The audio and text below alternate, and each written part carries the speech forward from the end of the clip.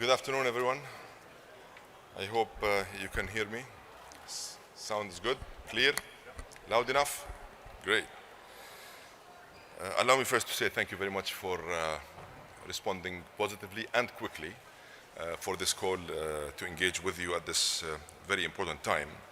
The reason why I called for this is to have a quick and a brief discussion whereby I also can give you a quick update on the latest developments, and I'll be happy to take a couple of questions towards the end. I want you to know that we are making good progress. We are making good progress.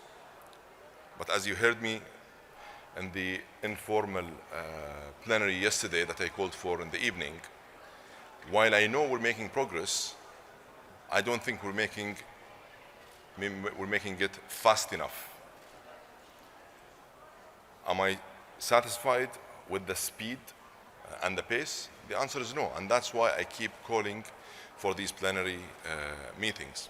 And as such, I've decided to give all ministers, heads of delegations, and negotiators a different setting. I wanted to take them out of the environment by giving them a new opportunity for them to engage with each other openly and in a transparent manner.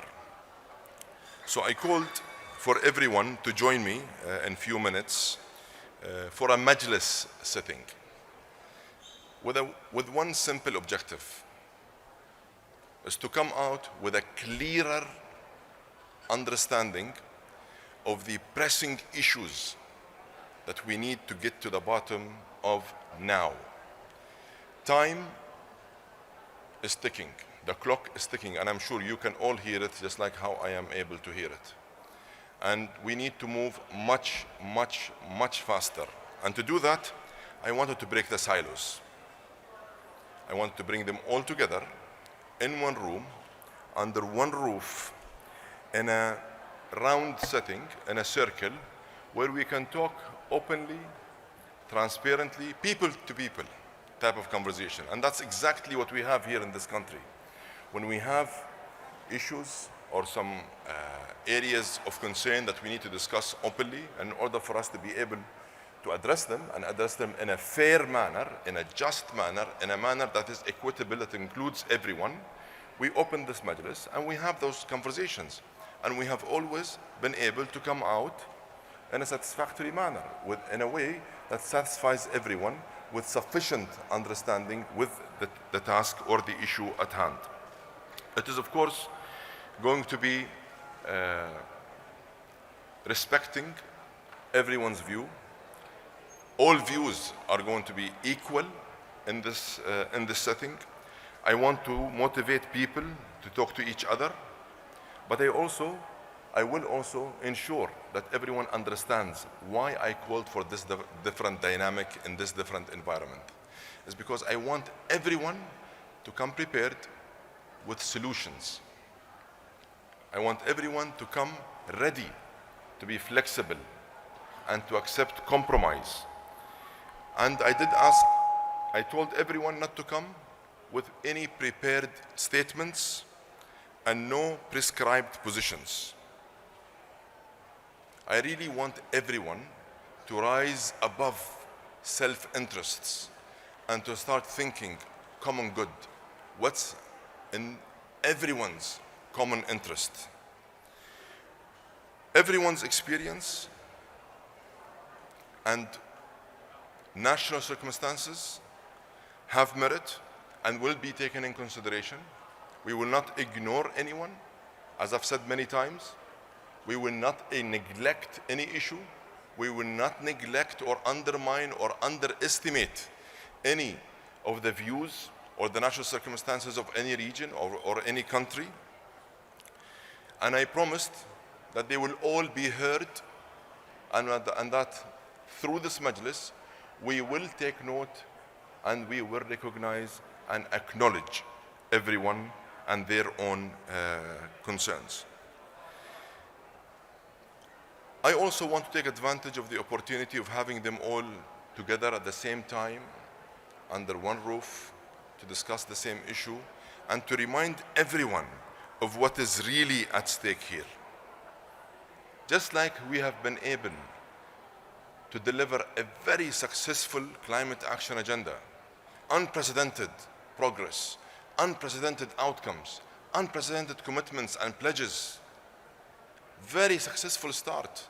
And I've called on everyone to maintain that spirit of positivity, openness, tolerance, acceptance, motivation, delivery, action. This is the same spirit we need to double down on at this point in time. And I want everyone to remember that we have a unique opportunity. It is our opportunity to deliver an outcome that is based on the science, led by the science, and equipped by the science, that keeps 1.5 within reach, and that will help transform economies for generations to come. And I want them to know, failure or lack of progress or watering down my ambition is not an option.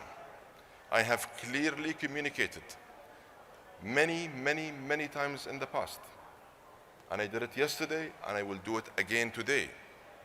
Failure is not an option. What we are after is the common good. What we're after is in the best interest of everyone, everywhere. And what I'm going to stay laser focused on is the science and keeping 1.5 within reach, achieving the highest possible ambition, a balanced package represented by the first global stocktake. And I know, and the reason why I am very determined to stay focused on this high ambition is because I know that nothing else will do. Nothing else can help us do a better job in protecting our people and our planet. I need everyone to stay focused on the task at hand, and I need everyone to do their part to get us to the finish line and celebrate the highest ever ambition coming out of this COP. I thank you all, and I'll be very happy to take a question or two before I run to the Majlis. Is it your impression that some countries have lost a lot of credit? This gentleman here for a question. Go ahead, please. Are you confident getting Mandarin into the final step? And is Saudi Arabia and other oil producers the biggest obstacle at that point? I must say that I repeatedly called on all parties to bring consensus on language on fossil fuels. And I am sure you would agree with me that this is the first ever COP presidency to do so. I will repeat in case no one heard. This is the first ever COP presidency that have called on all parties to come forward with common ground and consensus on fossil fuel. Now, time has come for all parties to constructively engage and to come to me with that language. I want everyone to show flexibility, to act with urgency, and to find the common ground we as COP28 presidency have asked for. So has everyone been as flexible as you've been repeatedly asking? Are there any particular groups you're finding a bit harder to work with? Sir, I must admit and say, I am quite happy with the way and the mode of engagement with everyone.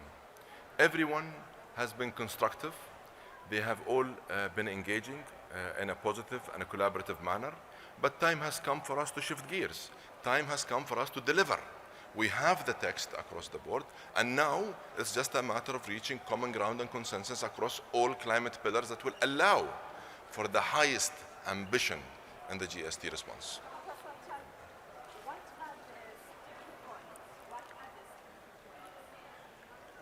Again, we need to find consensus and common ground on fossil fuel, including coal.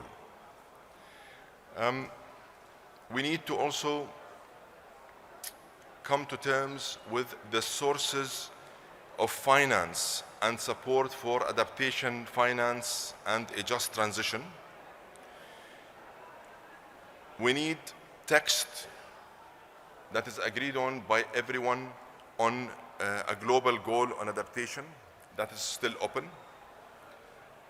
And that is one point that I will keep the pressure on. But you know, none of this is a surprise, especially for those who have been involved in this process. None of this is a surprise. This is exactly how this particular process works. Ultimately, it all boils down to the need for all parties to come to terms with the fact that we will deliver the highest ambition. And to do that, we need to be more flexible, and we need to accept to compromise, and that all parties should come to terms with these facts. I am confident we can work through these issues. What do you think of the workshop? I'm sorry, I really have to run. You want me to deliver on Tuesday? Allow me to go and manage the Majlis, please. Thank you.